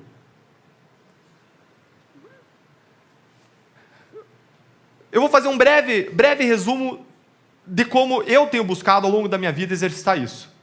Eu decidi entrar no Ministério Público quando eu li a lei do Ministério Público e vi que ele basicamente é um órgão que atua em amor ao próximo, amor e serviço às pessoas. E eu falei, nossa, isso aqui é o propósito da minha existência sobre a terra. É a minha visão cristã de mundo. Eu vou cumprir o meu propósito e ainda vou ganhar por isso. Eu faria até de graça, só não posso deixar meu chefe saber disso. Estudei muito, entrei no Ministério Público, passei por um processo de decisão entre o Judiciário e o Ministério Público, entrei no Ministério Público, passei a atuar contra grandes crimes, criminalidade especialmente organizada, tráfico de drogas, corrupção, e a minha história na luta contra a corrupção foi uma história de fracassos.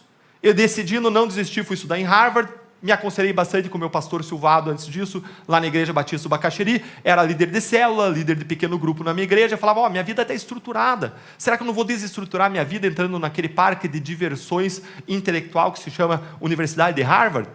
A gente entendeu que eu devia ir, mantendo minhas disciplinas espirituais, chegando lá passei a dirigir a van da igreja, a igreja era montada e desmontada todo domingo, era itinerante, era no campus universitário.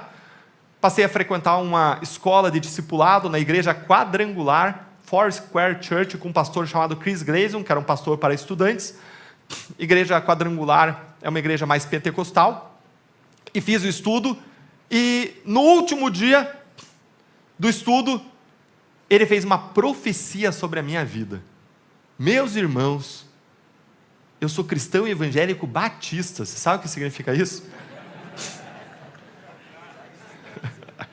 Imagina lá, pastor Eibe, a primeira profecia sobre a minha vida. Ele coloca a mão sobre mim, a gente está em 2013, antes da Lava Jato, antes de qualquer coisa relacionada à Lava Jato existir, e ele fala que eu vou voltar para o Brasil, vou enfrentar os maiores corruptos do Brasil, os mais poderosos, que eu vou enfrentar ameaças à minha vida, à vida da minha família.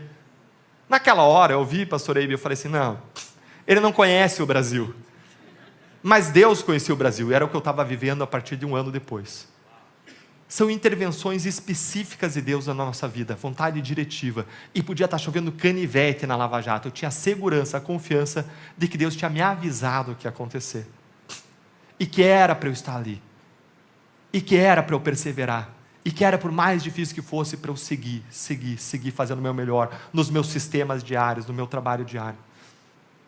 Volto para o Brasil, sou desafiado a trabalhar num caso, a gente não sabia ainda que ia se tornar Lava Jato, mas sou desafiado porque a Polícia Federal e a Justiça vinham no meu trabalho, um trabalho de excelência, alguém que se dedicava bastante, insistiram para eu assumir, meus colegas insistiram, assumei, esse caso veio a se tornar Lava Jato, a gente formou uma grande equipe, com o apoio de vocês, conseguiu pela primeira vez na história colocar um monte de gente grande na cadeia, recuperar bilhões, e aí o sistema reagiu. É basicamente o que vocês estão vendo agora a luta no caso do Master.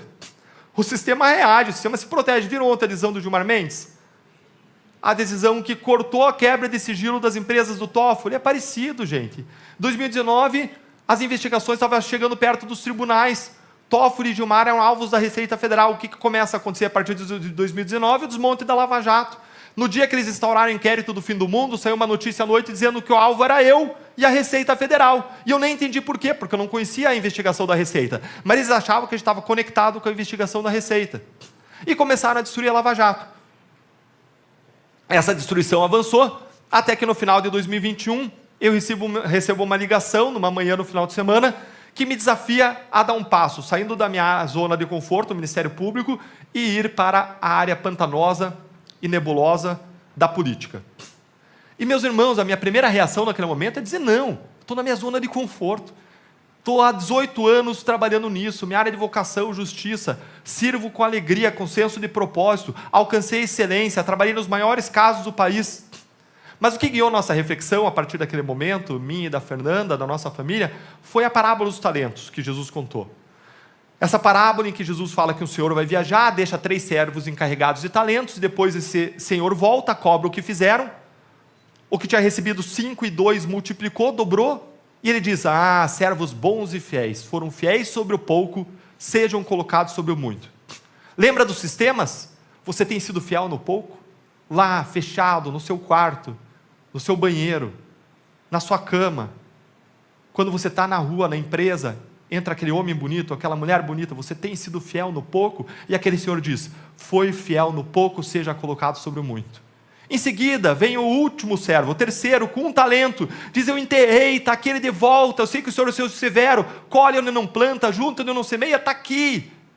E aquele senhor olha e diz, servo mau e servo negligente, seja jogado onde há choros e onde há ranger de dentes. Essa parábola tem 2 mensagens centrais. A primeira é, você vai prestar contas para Deus em relação ao que você fez com os talentos que Deus colocou nas suas mãos. Um dia você vai prestar contas a Deus sobre o que você fez com os talentos que Ele colocou nas suas mãos. Com a sua família, com o seu corpo, na sua igreja, na sua comunidade, na esfera política, nos seus negócios, na sua área de vocação, de chamado. A segunda mensagem é que se você quer fazer o melhor com os talentos que Deus colocou nas suas mãos, você deve estar disposto a dar passos de fé. E para quem é empresário isso faz muito sentido. Para quem é funcionário público às vezes vai dar um curto-circuito, mas para empresário faz muito sentido. Se você quer fazer o melhor, você deve estar disposto a dar passos de fé. E foi uma decisão para mim, naquele momento difícil da nossa família, porque a gente estava abandonando a nossa segurança financeira. Foi o último concurso que entrou com direito à aposentadoria integral. A aposentadoria integral é um pouco da imagem do céu que a gente vê no futuro. 120 dias de folgas por ano, gente, que vergonha. Isso eu tenho até vergonha de falar. Mas aí você usa para o bem ou para o mal, né? Você está lá, como cristão, você vai fazer o melhor disso. Mas eles tinham destruído a Lava Jato, e eu tinha uma confiança das pessoas que podia me levar a fazer a diferença na área política, que é onde tudo está acontecendo, que é onde eles impactam a nossa nação.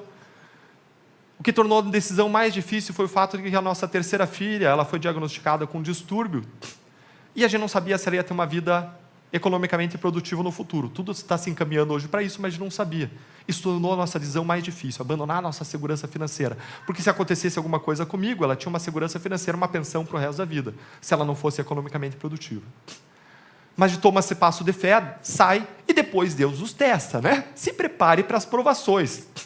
Não somos nós que colocamos Deus à prova, mas é o contrário. Pouco tempo depois de sair do Ministério Público, eu estava viajando, falando com um pastor lá em Londrina, pastor Glênio, e nesse momento foi feito um julgamento no STJ, que os meus advogados falaram, Deltan, não tem a menor chance de te condenar, porque você ganhou nas 2 primeiras instâncias técnicas, o STJ não revira fatos e provas, tem um precedente vinculante do STF, ou seja, esqueça. Mas eu estava ali acompanhando, e o que aconteceu foi que aquele tribunal, contra toda a jurisprudência, contra tudo o que era para ser, de ministros indicados por um partido que me odeia, esses ministros, eles reviraram a decisão e condenaram a mim a pagar uma indenização para uma pessoa que foi condenada em 3 instâncias por corrupção e foi descondenada pelo STF. Meus irmãos, pense no sentimento de injustiça. Pense na frustração de alguém que luta por justiça há décadas. Ver uma pessoa não devolver R$1 para os cofres públicos, protegida pela justiça, e você que fez o seu trabalho, você vai ter que pagar para ele? tirar dinheiro dos teus filhos, tinha abandonado a minha segurança financeira. Aquele dia eu fui dormir, o Fábio Oliveira, membro da nossa igreja, também que estava viajando com a gente, deitou na sua cama, o pastor Dorival deitou em outra cama, eu fiquei na minha cama em Londrina, derramando a minha indignação com a injustiça diante de Deus, a minha frustração. E se o Espírito Santo se revelasse, se esse um anjo e falasse para mim o que ia acontecer nas 48 horas seguintes, ele ia me deixar mudo como deixou José, porque eu não ia acreditar. A partir do dia seguinte, eu acordei, olhei meu celular, e a minha esposa perguntou: o que são esses Pix que entraram aqui na nossa conta? Eu falei: não sei, deve ter sido alguém que errou, por equívoco, depositou. Só que pessoas, sem nós pedirmos, espontaneamente, um procurou meu Pix, um cara lá do Espírito Santo, depois fui descobrir quem era o cara, e foi jogando em grupo, e de repente veio uma avalanche. Centenas e centenas de Pix depositados, a tela do celular não parava de piscar, a tela do celular da minha esposa queimou de tanta notificação de Pix naquele dia, não parou de entrar Pix, 10 Pix, 20 Pix, 1000 Pix, 2.000 Pix, 5.000 Pix, o dinheiro foi a 20 mil, 30 mil, 40 mil reais, entrava e saía de reunião, era mais 30 mil reais na minha conta. Que é isso, gente? 100 mil reais, 200, 300 mil reais, 400 mil reais, R$500 mil, mais de 12 mil Pix em menos de 48 horas, sem eu pedir, e eu tive que cancelar minha chave Pix, porque não parava de entrar dinheiro na minha conta. Você já teve esse problema?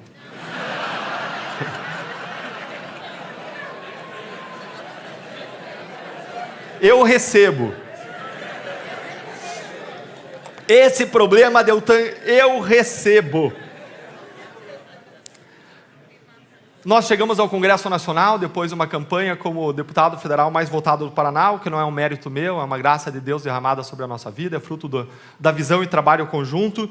E o meu primeiro dia no Congresso, eu cheguei lá achando que ia ser um dia de celebração, de vitória, de alegrias. Eu entro lá, dou de cara com Beto Richa, dou de cara com Aécio Neves, dou de cara com Eduardo Cunha.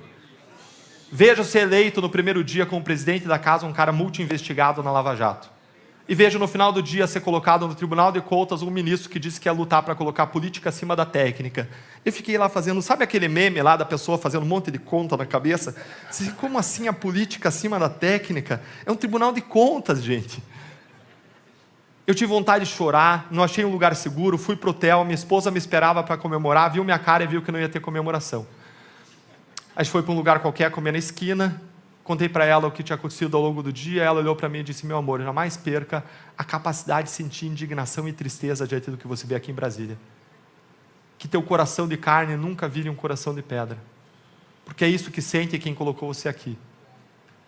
Eu disse: você sabe o que vai acontecer se eu me permanecer fiel e trabalhando, fazendo aquilo que a gente acredita que tem que fazer. Eles vão me tirar daqui por alguma razão, eles vão achar, nem que seja eu coçando a perna em plenário, vão falar: ato obsceno.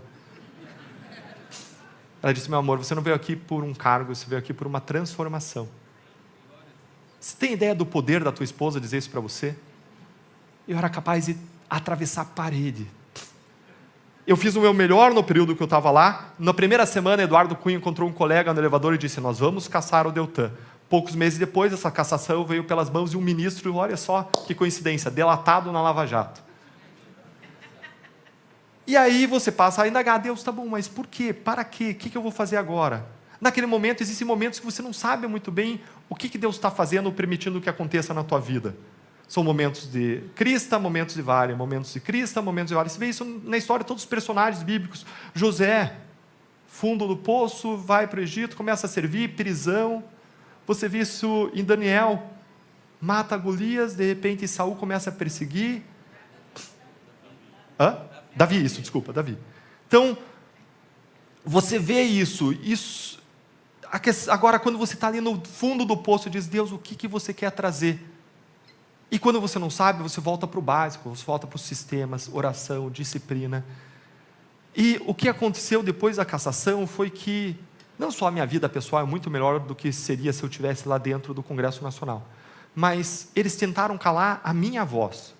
E a nossa rede social explodiu. Nossa rede social alcança mais de 150 milhões de pessoas em visualizações. Nós derrubamos projetos no parlamento com a mobilização das pessoas por meio da nossa rede social. E Deus me deu a voz que eles tentaram me tirar. pessoalmente, mais tempo com a família, em todas as áreas, Deus tem abençoado grandemente e derramado a graça sobre a minha vida. E eu não estou sendo triunfalista, eu não acho que a gente tenha sempre que ter sucesso e bênção. Os meus heróis da fé sofreram ao longo do tempo. Eles tiveram vidas em que eles foram mortos. Todos os apóstolos, menos João, segundo a tradição. Estou certo, né, pastor? Todos menos João, segundo a tradição. Mas o que eu estou dizendo é que o que Deus espera de nós é fidelidade no pouco, e Ele vai cuidar do nosso caminho, Ele vai cuidar da nossa jornada.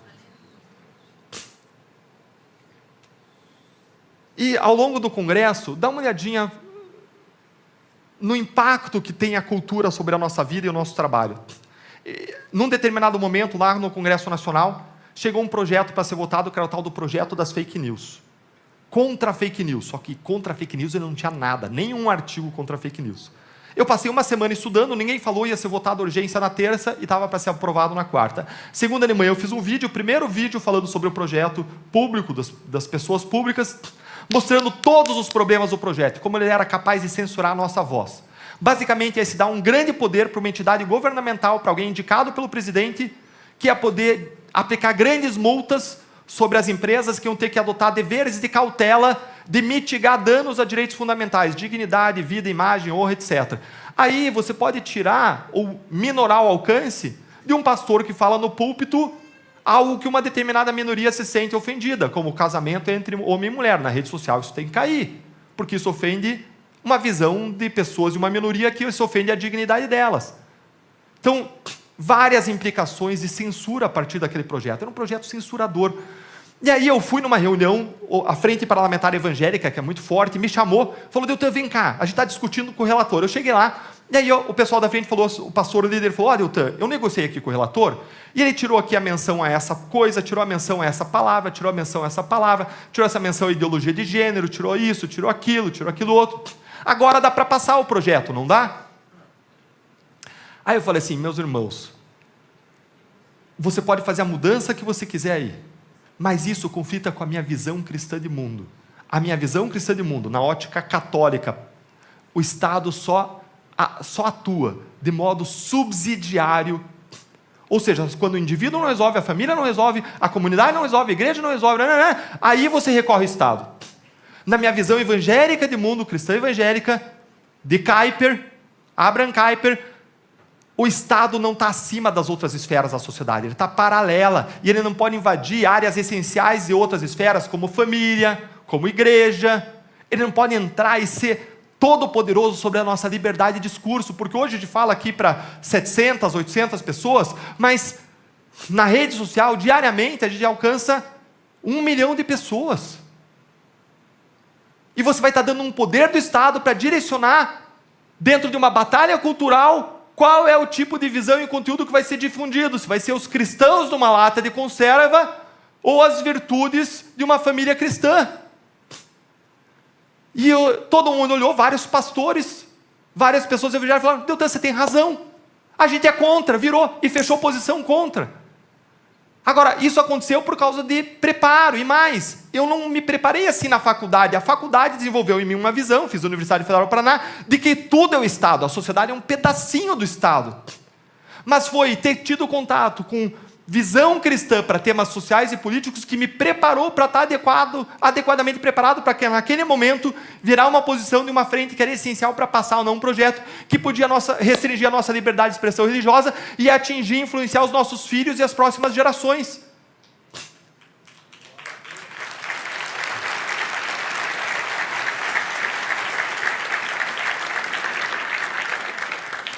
E eu não falo isso para minha glória, eu falo isso para dizer que nós precisamos preparar os nossos jovens, nós precisamos preparar as pessoas que estão em igreja para servir nas suas áreas de influência. Pode avançar. E por isso eu faço parte de um movimento que se chama Cristãos pelo Bem Comum, que é uma das várias oportunidades que você tem de impactar essa realidade. Você vai encontrar esse movimento no Instagram, você vai encontrar esse movimento numa plataforma de ensino. Pode avançar. E ele busca levar cosmovisão cristã sobre problemas sociais e políticos. Pode avançar. Dentre os professores, vou passar rapidamente as telas, com certeza você conhece alguns desses aqui, mas se você não conhece, são os professores mais abalizados e respeitados da área cristã para falar sobre os temas que eles falam. Pode avançar? Vai olhando aí os nomes. Pode avançar. Pessoas de diferentes denominações evangélicas, todos muito respeitados. Pode avançar. Pode avançar. Pode avançar. Sérgio Queiroz é um dos grandes, quem conhece William Wilberforce, ele é o nosso William Wilberforce hoje, na minha visão, tá? É um pastor em João Pessoa, ele é procurador da Fazenda Nacional. E ele disse, eu posso fazer mais que os meus talentos. Assumiu uma igreja de 100 membros. Eu posso fazer mais que os meus talentos. Virou 1000 membros. Eu posso fazer mais que os meus talentos. Passou a criar uma escola bilíngue. Tem 1000 crianças e tem uma fila de mais 1000. Uma escola em cima de virtudes, toda focada em virtudes. Eu posso fazer mais, abrir uma faculdade. Eu posso fazer mais, comprar um grande terreno e colocar lá centros de tratamentos de dependentes químicos. Eu posso fazer mais. Se candidatou a senador lá na Paraíba e ficou em segundo lugar. Quase foi escolhido. Isso para falar só uma dessas referências. Pode avançar. Se nós não ganharmos a cultura, nós vamos perder a vida dos nossos jovens. Pode avançar.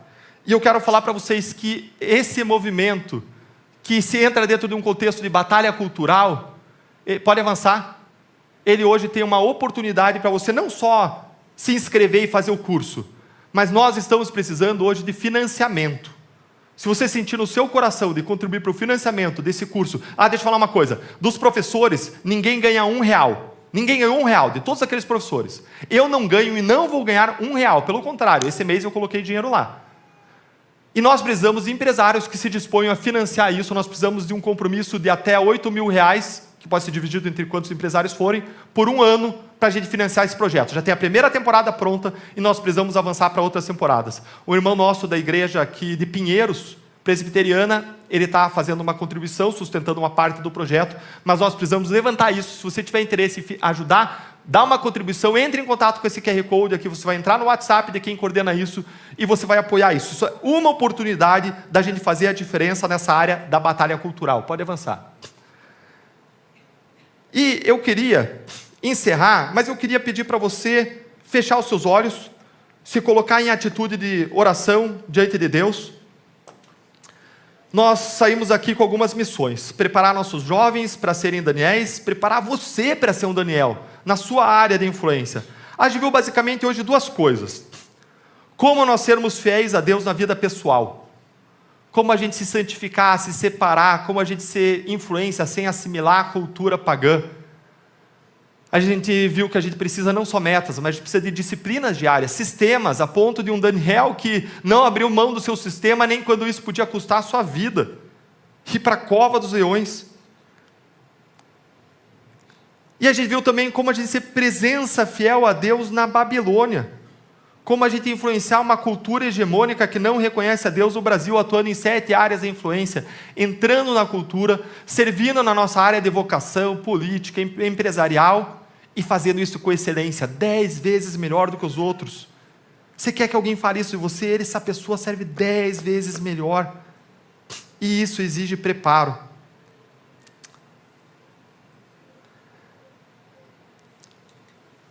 Eu quero agora orar com vocês, mas eu quero começar fazendo um desafio. Pode manter seus olhos fechados, cabeça baixa. Talvez você tenha escutado tudo o que você escutou aqui hoje, você gostou dos sistemas, da parte intelectual, mas talvez você não conheça o Deus que traz essas bênçãos.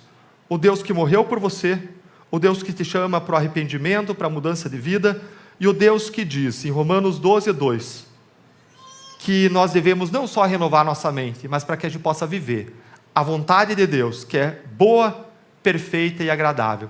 E talvez você queira hoje tomar uma decisão de entregar a sua vida aos pés da cruz e ter uma mudança de vida. E se você quer tomar essa decisão, o meu foco hoje não é esse, mas eu não quero perder essa oportunidade para você, para a sua vida. Eu queria que você levantasse a mão. Todo mundo está de cabeça baixa, levanta a sua mão onde você estiver. Na direita pode abaixar lá na direita, aqui na esquerda pode abaixar, as mãos levantadas lá atrás. Eu vou estar orando com vocês, mas eu quero te pedir que no final, você procure a liderança da igreja, para que você caminhe com pessoas que têm a mesma fé, da mesma forma que Daniel caminhou com Sadraque, Mesaque e Abed-nego. Como um sistema que vai te proporcionar um ambiente de fidelidade. Deus Todo-Poderoso, a gente quer se colocar diante de Ti, Deus, e a gente quer clamar pela Tua misericórdia sobre as nossas vidas. Deus, a gente reconhece que na nossa vida habita o pecado, mas ao mesmo tempo, nesse templo, Deus, habita o Teu Espírito Santo.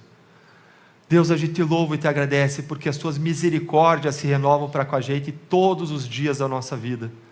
Nos perdoa pelas nossas falhas como indivíduos, nos perdoa pelas nossas falhas como nação. Nós reconhecemos os nossos erros e a gente vem clamar, Deus, a Ti, sara a nossa vida, sara a nossa terra, sara a nossa nação. Deus, a gente entrega as nossas vidas às Suas mãos, a gente crê que Jesus é o caminho da salvação, a gente crê que como cristãos nós somos chamados a evangelizar com ousadia, a discipular com profundidade e a influenciar 7 áreas de influência da sociedade. Deus, a gente entrega de Ti nosso compromisso, os sistemas que a gente decidiu aqui desenvolver para atingir as metas. Agora, mais do que sistemas e metas, trabalha o nosso coração para que tudo seja feito com a motivação certa, Deus, para a Tua honra, glória e louvor. A gente quer nos colocar diante de Ti como Teus cachorros, Deus, como quem olha para o Senhor e diz, eis-me aqui. Deus, a gente quer clamar a Ti, levanta Daniéis nessa nação, levanta Daniéis que vão influenciar o ambiente empresarial, pessoas como Roberto, Ricardo, Dongley, Deus, levanta pessoas que vão influenciar as empresas, os liderados, os funcionários, que vão estabelecer sistemas para levar a Tua mensagem, para impactar com virtudes as vidas dos funcionários, a vida dos clientes, dos colaboradores, a vida da comunidade que os envolve, que eles possam ser bênção onde eles estiverem, como sal que salva, sal que preserva o ambiente em que a empresa deles está da corrupção moral, que eles possam ser como luz que mostra o caminho. Levanta Daniéis na nossa área política da nossa nação, levanta pessoas que sirvam com excelência, que sejam reconhecidas por virtudes, por excelência, pessoas combativas, que não se dobrem, que tenham perseverança, que sejam incorruptíveis, que busquem competências, que estudem e se preparem para bem servir a nossa sociedade. Deus, a gente derrama as nossas vidas diante de Ti e a gente pede que o Senhor traga sobre nós, sobre a nossa nação, a Tua graça, o Teu favor imerecido, que o Senhor nos capacite para a obra que o Senhor nos designou e que a gente saia daqui hoje com o compromisso de servir a Ti mais, melhor e diferente. Em nome de Jesus, eu te agradeço por esse momento, te agradeço por essa igreja, pela vida do pastor Eibe Huber, que o Senhor esteja abençoando ele, a vida da família dele, para que por meio dessas vidas, toda essa comunidade seja abençoada, e por meio das bênçãos a toda essa comunidade, São Paulo, o Brasil e o mundo serão abençoados. Em nome de Jesus, amém.